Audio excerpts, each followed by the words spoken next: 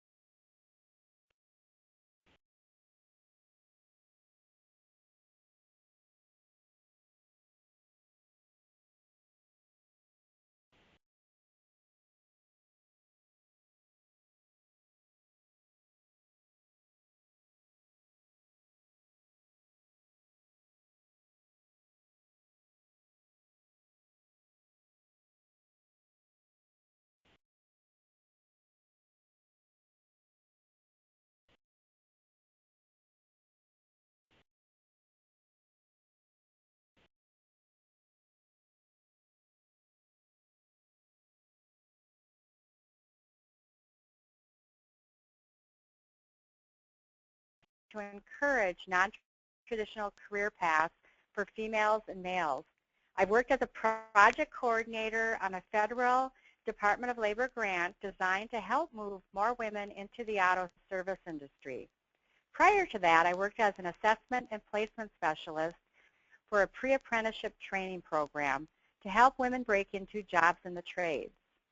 I present workshops across the country sharing strategies on recruiting and retaining students in classes and programs that prepare them for non-traditional careers.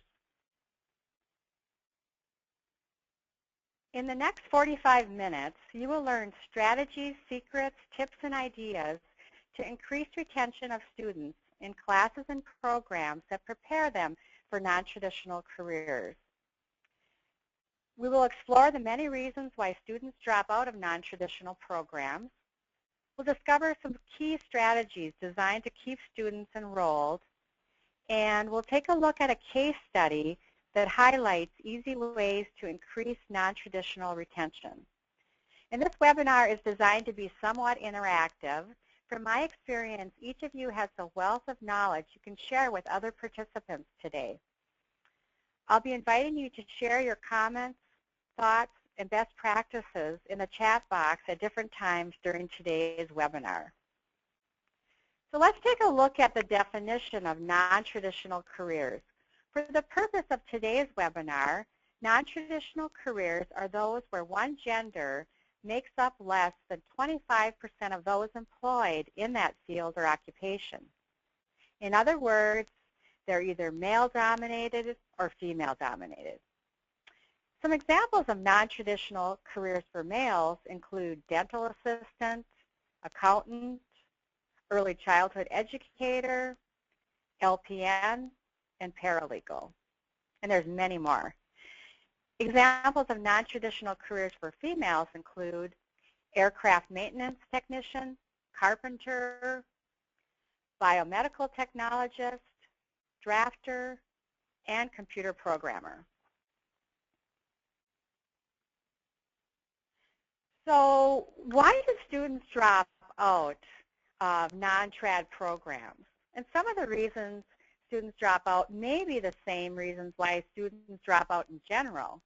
However, some of the reasons may be exclusive to those pursuing a non-traditional program.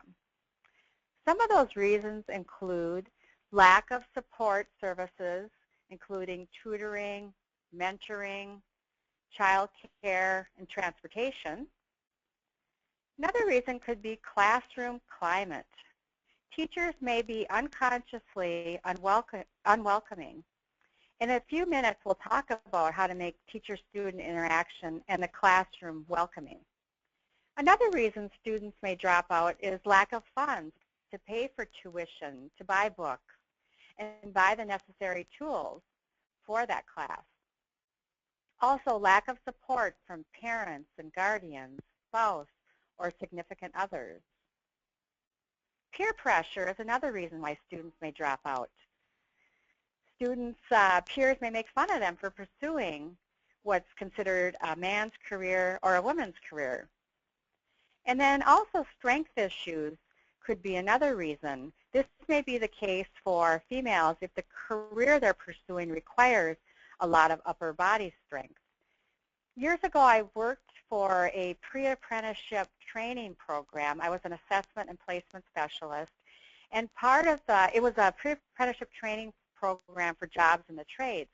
And because a lot of jobs in the trades require upper body strength, one of the part of the curriculum involved weight training so that the females could build their upper body strength. So what are some other reasons that you think students may drop out of a non-traditional CTE class or program? If something comes to mind, go ahead and type your ideas in the chat box. Some other reasons that I can think of include lack of role models, not seeing someone that looks like them in the class. Also, student isolation based on gender. Students may not be accepted by their fellow students if they're the only female in the class or perhaps the only male in the class. Another reason could be that some students may not see the connection between what they're learning in the classroom and their own lives and career dreams. So you can see there's a lot of different reasons why students may drop out of a non-trad class or program. And also, couple other ideas, socialization and gender stereotypes can impact a student's retention. Socialization is a combination of self-imposed and externally imposed rules and expectations of others. Gender stereotypes occur when we assign certain attributes, opinions, or roles to a specific gender.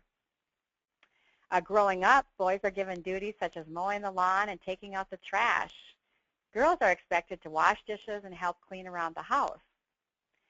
And, some examples of gender stereotypes for females include, submissive, housewife, not good at math or science, or primary caregiver for children, where some gender stereotypes for males include aggressive, good at math or science, major breadwinner. Gender stereotypes can limit a student's belief in their success in a non-traditional career and ultimately negatively impact a student's persistence in a class or program that prepares them for a non-traditional career. And I see someone had typed in the chat box, harassment. That definitely can impact a student on whether he or she wants to stay in the class or not. So there's lots of different reasons. And we're going to cover several strategies in a few minutes designed to increase student retention. But before we do that, let's take a look at the Achieving Gender Fair Teaching checklist. If you have that handy, go ahead and pull that out. If you don't, that's okay too. If you're a teacher, this checklist will help you assess areas in which you are excelling as a positive role model for your students and also highlight some areas that may need some attention. Let's go ahead and let's take a look at item number 8. Okay, item number 8. So in teaching, I use gender-free terms and occupational titles rather than gender-specific ones. Did you check always, usually, or do not? So for example, do you use firefighter instead of fireman? Mail carrier instead of mailman? Flight attendant instead of stewardess? Now these gender-neutral job titles seem to be becoming more mainstream, but some others not so much. For example, I oftentimes hear congressmen used for both males and females. And I often hear male nurse when someone refers to a male who is a nurse. And I start to chuckle to myself when I hear that, because I think if John is a nurse and John is typically a male name, why do we need to say John is a male nurse? Okay, so let's take a look at statement number 15. Okay, in teaching, I incorporate the topic of gender discrimination, stereotyping, and bias into regular course content and discussions whenever possible. Did you check always, usually, or do not. Now, some ways that you can do that is to show a TV or movie clip and ask students to identify either gender discrimination, stereotyping, or bias. Another idea is to have students look through a newspaper or magazine to identify examples of discrimination, stereotyping, or bias. So if you haven't already, I encourage you to complete the self-assessment after the webinar. Okay, so let's take a look at some retention strategies. What are some things that you can do to help increase retention in your class or program?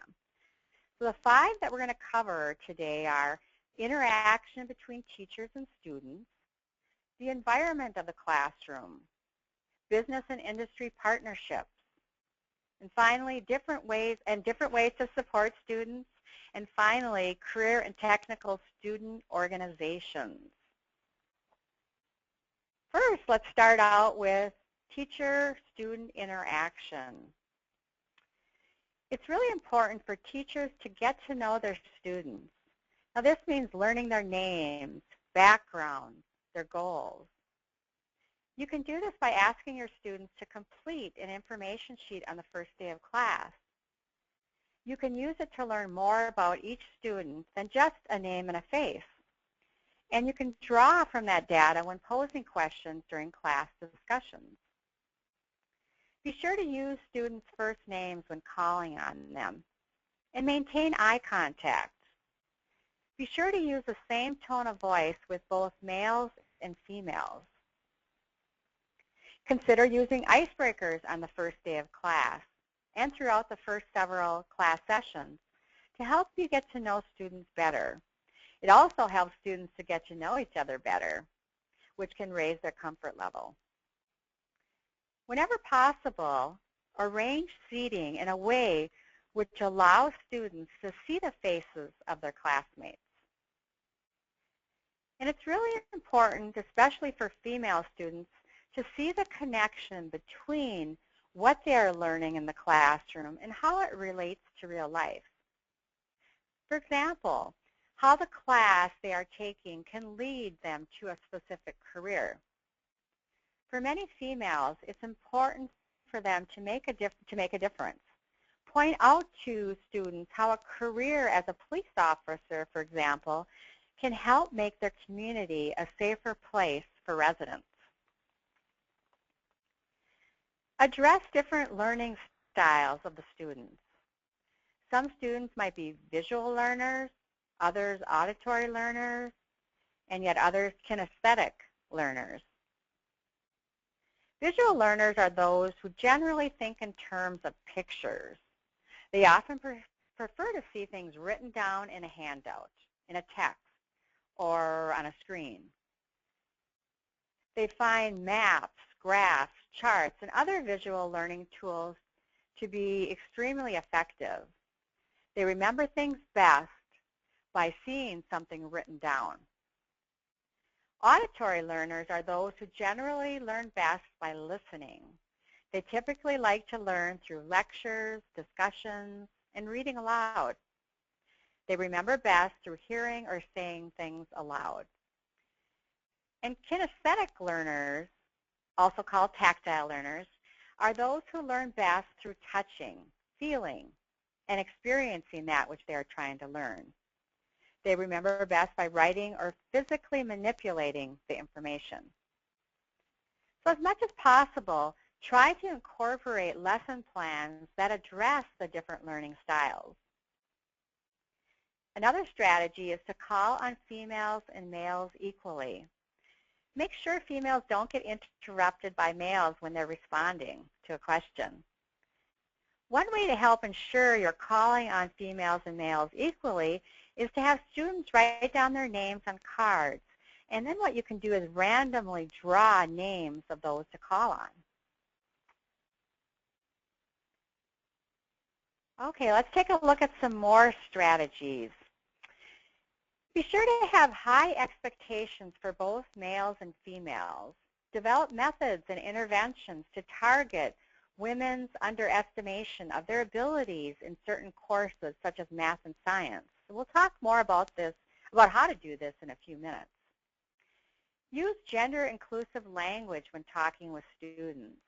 Stay away from using masculine pronouns such as he to describe both genders. And I know for a lot of folks, including myself, it's easy for me to say, even to a group of females, hey, what do you guys want to do? So it's really important to kind of watch if we are being inclusive with our language. And earlier we talked about refraining from using certain job titles used that stereotype some occupations, you know, like to firefighter as opposed to fireman. And then look for cues that a student wants to speak or ask a question. And allow enough wait time before calling on a student to answer a question. Females tend to take longer to formulate their answers, and sometimes it could be because they may be afraid of sounding silly or stupid. One idea is to allow students to take time to formulate their responses on paper before sharing with the whole class. Another idea is to distribute questions for discussion one day prior to the actual discussion. This too can help those needing it, you know, giving them a chance to formulate their thoughts based on the readings in advance. Consider incorporating the use of social media to increase student engagement. Blogs or Facebook or some other social media tool can help increase shared knowledge among students. For example, teachers can share information about a particular career and then require students to discuss or share more information on that particular career through social media. Any other ideas that come to mind for you? Maybe something you've used for teacher or to increase student-teacher interaction. If anything comes to mind, go ahead and type it in the chat box.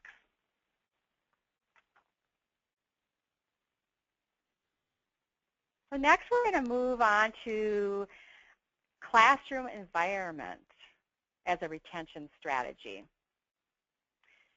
The first strategy we'll talk about is to balance cooperative and competitive activities. Competitive activities are ones in which a student's outcomes are placed in a position opposing another student or student group. Now, these activities are characterized by using competition as a motivator to encourage student engagement in the learning process. Research shows that most females learn better in cooperative situations. Some examples of cooperative learning strategies are think, pair, share strategy.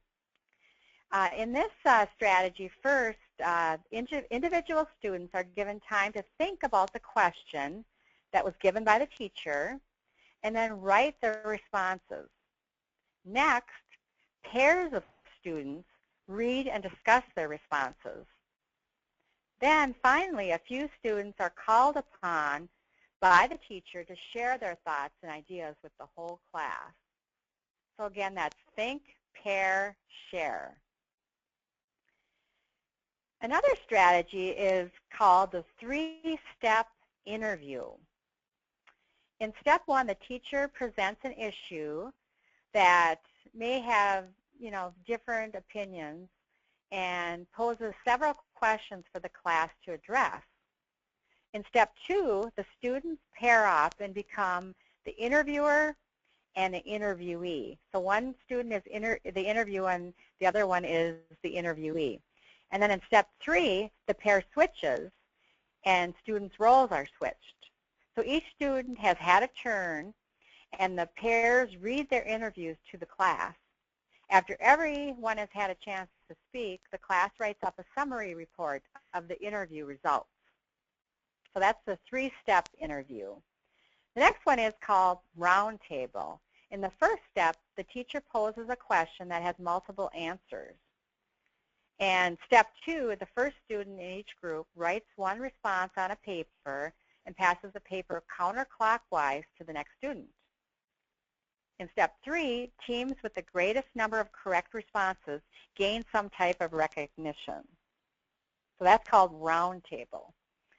And then finally, group investigations. These are structured to emphasize higher order thinking skills such as analysis and evaluation. In this example, students work to produce a group project. I'd like to have you pull out the Achieving Gender Fair Teaching Teacher Checklist again. Let's take a look at number 11.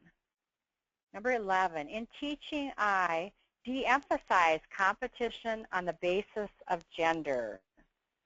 So these examples of cooperative activities, the think, pair, share, 3-step interview, roundtable, and group investigations help foster a more cooperative classroom environment, which may be more conducive for females.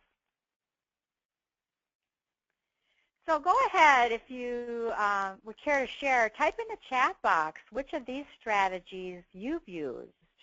Have you used the think, pair, share, or the 3-step interview, the roundtable, or group investigations?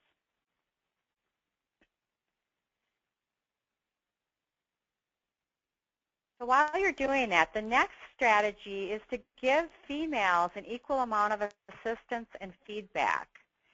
Males usually receive more help and praise, which helps build self-esteem. Be sure to provide all students with a lot of feedback and encouragement.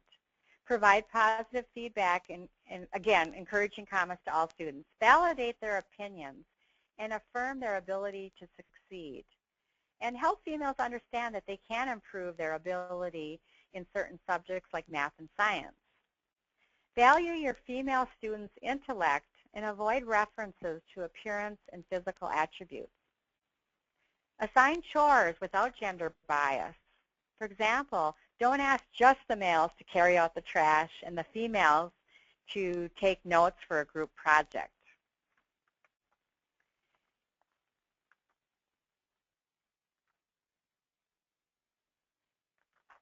And provide role models. Invite folks working in a non-traditional career to speak to your class about their experience working in a male or female-dominated career. Folks who can serve as positive role models include teachers, parents, community members, older students, and recent graduates. Ask the speaker to share what got them interested in a non-traditional career, the challenges, the benefits, what a typical day looks like. Seeing someone that looks like them can really help them, your students, see that they can be successful in that career, which can help with your retention efforts. Consider showing videos depicting someone in a non-traditional role. Provide a gender-neutral environment. I remember years ago when I was in high school, our home ec classroom, now referred to as Family and Consumer Science, had floral wallpaper, which I doubt appealed to many male students. You can use role models also in your printed materials as well. Showing both genders being successful in different careers will reinforce they've made a good decision. Okay, I see someone typed in the chat box that they use the think, pair, share strategy in the classroom. So great. Thanks for sharing that. Okay, so let's move on to the next retention strategy, which is business and industry partnerships. Seek business and industry partners for field trips, internships, job shadowing, informational interviews, and to have speakers come and talk about their career, and to serve on an advisory board. Field trips will allow students to see the work in action, and it could help raise their comfort level. Internships are so important today. I coach graduate students and find that a lot of folks that are, finishing up with school or just out of school lack that experience that they need, and they're competing against people that have experience. So encouraging students to get a part-time job in their field, to get an internship is so important so that they are more marketable once they do graduate. Job Shadow Day is February 2nd, which is Groundhog Day, of course, and that would be a day that you could encourage students to job shadow someone in their chosen career field. Invite representatives from business and industry to speak to your class and serve on your advisory board. Now, these partnerships can help ensure that you're offering classes and programs that will meet the needs of local business and industry. So as you can see, there are many ways to get business and industry involved, which can really help with your retention efforts. So which of these retention strategies have you tried? Go ahead and type your response in the chat box. So have you tried field trips or internships? Have you had people come in to speak about their career? What's worked for you?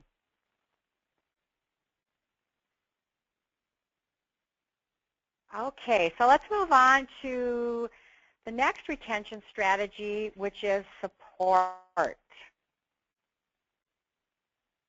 So do you currently have an advisory board to address gender diversity in your classes and programs? Go ahead and type yes or no in the chat box.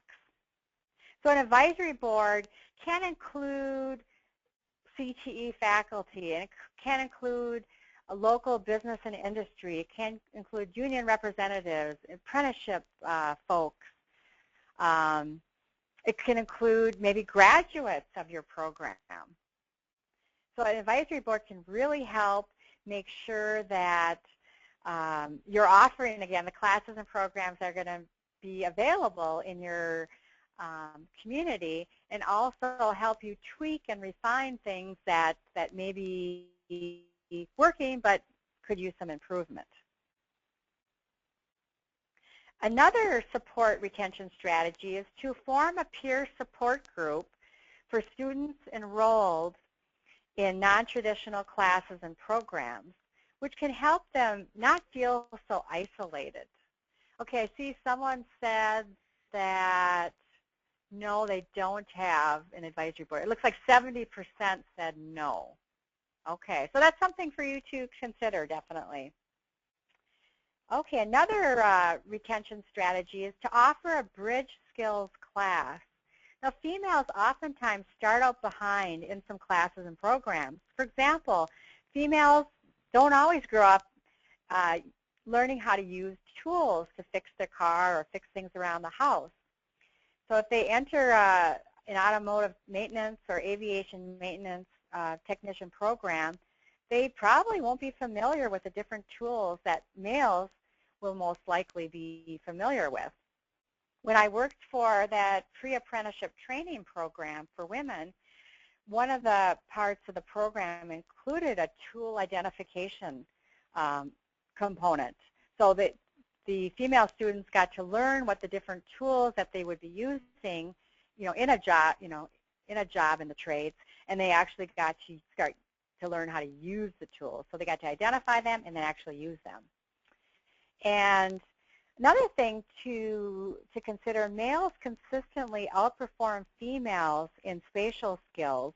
However, females can improve in a short time with a simple training course. And to help with retention, set up a program of advanced students helping newer students. These advanced students can serve as a tutor or a mentor. And regularly survey students, parents, and the advisory board to identify what's working, what's not, and make adjustments as necessary. And then provide a list of local nonprofits that may be able to assist with child care, transportation, and tuition costs. And if a student wants to drop out of a class or program, conduct an exit interview to find out the reason. This information may help you in your retention efforts. So we've just covered 5 retention strategies around support, or 6 actually. What ones would you like to adopt? Go ahead and type your response in the chat box.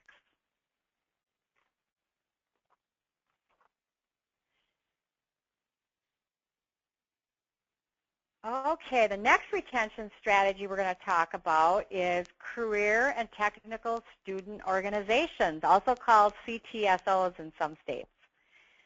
So according to ACTE, the Association for Career and Technical Education, the more students that participate in career and technical student organization activities, the more motivated and engaged they are, the higher their grades, the more confident they are about their career choice, and the higher their aspirations to attend college and become employed. Some examples of CTSOs include HOSA, Health Occupation Students of America, which has a secondary and post-secondary division. There's FEA, Future Educators Association, which is available at the secondary level. And FCCLA, Family, Career, and Community Leaders of America, available at the middle school and secondary level. Skills USA, available at middle school, secondary, and post-secondary chapters. And yeah, so as you can see, there are a lot of benefits to students participating in CTSOs. And I have a question. Someone asked, what CTE courses are the webinar participants teaching? Maybe you could field this for a response. Yeah, so if you would like to type in the chat box what CTE courses that you're teaching, I can share it with the other participants. So feel free to type in the chat box what courses you're teaching. Okay, so we talked about several retention strategies: teacher-student interaction, classroom environment, business and industry partnerships, support, and career and technical student organizations. Okay, before we go on to the next slide, someone had typed in that they teach technical science. So we've heard from one.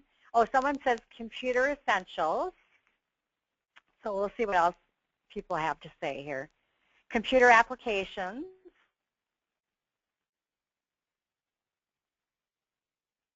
Advertising design.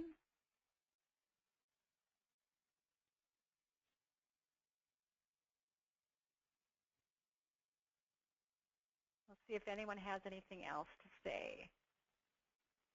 Statistical analysis and finance. Okay, we've heard from quite a few.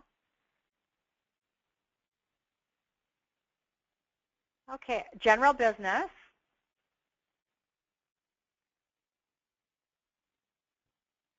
Okay, well, I'll go through the summary right now, and I'll come back if anyone else adds some comments. So to summarize today's webinar, students drop out of non-traditional CTE programs for many different reasons. We cover a lot of different reasons. And we saw how important teacher-student interaction is to retention. And we dived into business and industry partnerships and how they can positively impact retention efforts by, having someone come in from business and industry to speak to your class, by offering to be a place for a field trip, job shadowing, internships.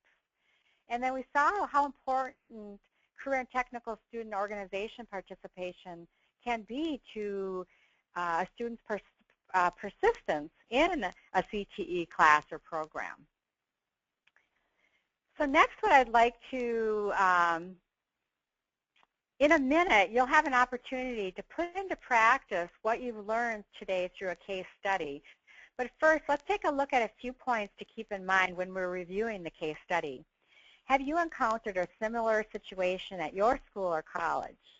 If so, how did you handle it? And based on what we discussed today, what are some things that you would do? Okay, so here's the case study. Okay, Yolanda is enrolled in the auto class or auto service technician program at your school or college.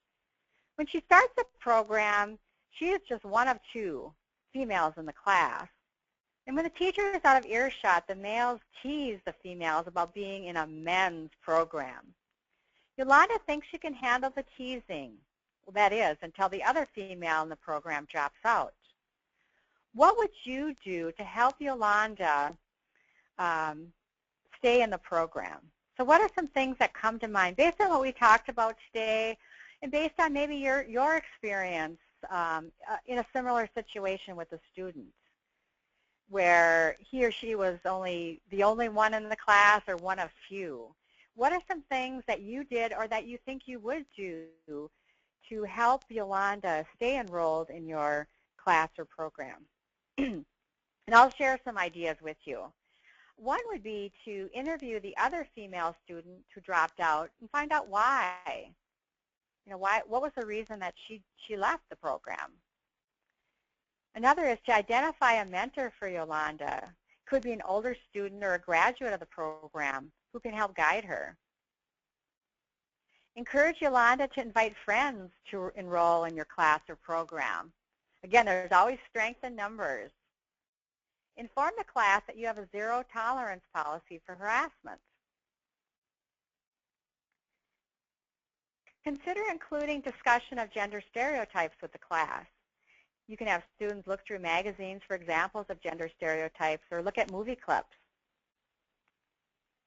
Collaborate with other instructors and counselors about forming a peer support group for females and males enrolled in a program that prepares them for a non-traditional career. So what are some other strategies you can think of that would help keep Yolanda from dropping out? How about inviting female graduates to speak to your class about their experience working in a non-traditional career, so Yolanda can see someone that is successful in the career? Ensure your female students aren't being isolated from group activities. So those are some additional reasons or additional strategies that you could use to help Yolanda stay in the program. Oh, and someone said exit interviews with dropouts. Yes, so someone's tried that before. That's really good. Confront males about conduct. Yep. So a couple of people have mentioned what they've done to help with retention efforts. Good points. Okay, great. So we've covered several easy to implement retention strategies. Some questions for you to consider. What is your key insight or takeaway from this presentation? Or perhaps, what did you relearn? I'd like you to type in the chat box your key insight or takeaway from this presentation. So what's your key insight or takeaway? And how will you use this information? It's great to learn something new, and it's really important to put that information into action. What steps will you take within the next 90 days to help increase your non-traditional enrollment? And finally, who else could benefit from this information? With which of your colleagues will you share this information? And someone had typed in the chat box, your class should look like all your students. Someone else wrote, I'm not sure what that meant. The retention strategies such as exit interviews. Okay, so that's a takeaway or insight. Anyone else?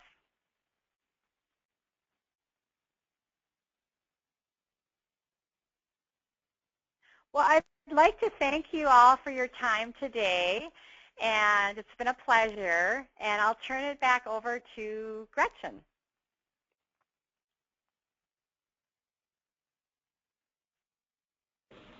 Great, Joan. Thank you. We actually have a few questions rolling throughout the presentation, if you wouldn't mind addressing them.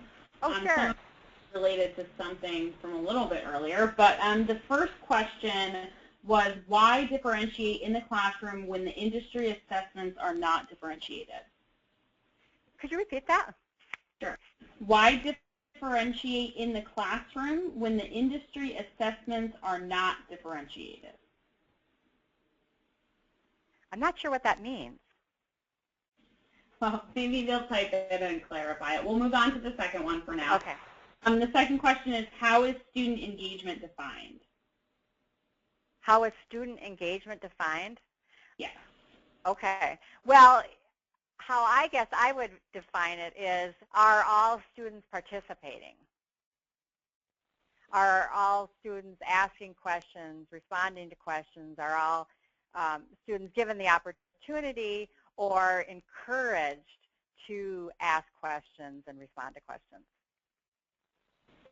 Okay, great, thanks. And the third question is just a quick one, asking if DECA and SBLA are considered CTSOs. If FBLA and what was the other one? DECA? DECA? Yes, they're considered, yeah, FBLA and DECA. I am not 100% sure on that one, but I can let Gretchen know that. I can do a little research and get back to Gretchen on that. I know that FCCLA is, FFA, Skills USA, HOSA. I know all those are considered career and technical student organizations.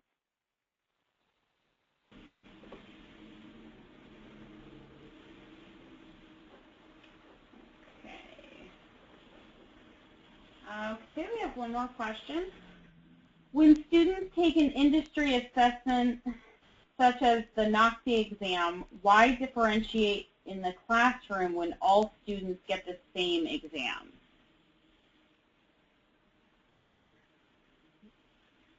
Could you repeat that? I'm not sure what that exam is. Okay. It says when students take an industry assessment such as the acronym is NOCTI exam, why differentiate in the classroom when all students are getting the same exam? I'm wondering what differentiate means in that case. Differentiate what?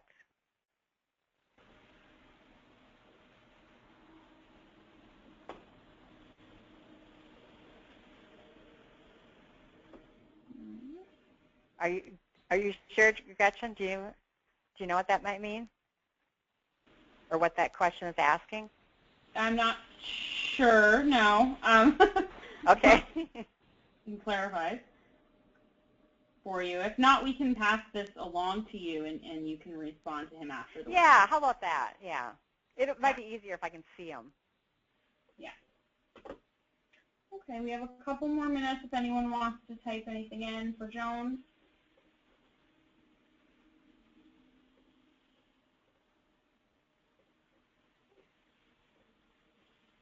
All right, it doesn't look like we have any more questions. Okay. So with that said, on behalf of the CTE Technical Assistance Center, I'd like to thank Joan for her presentation today. And as a reminder, this webinar is recorded and will be available at nyctecenter.org within 72 hours.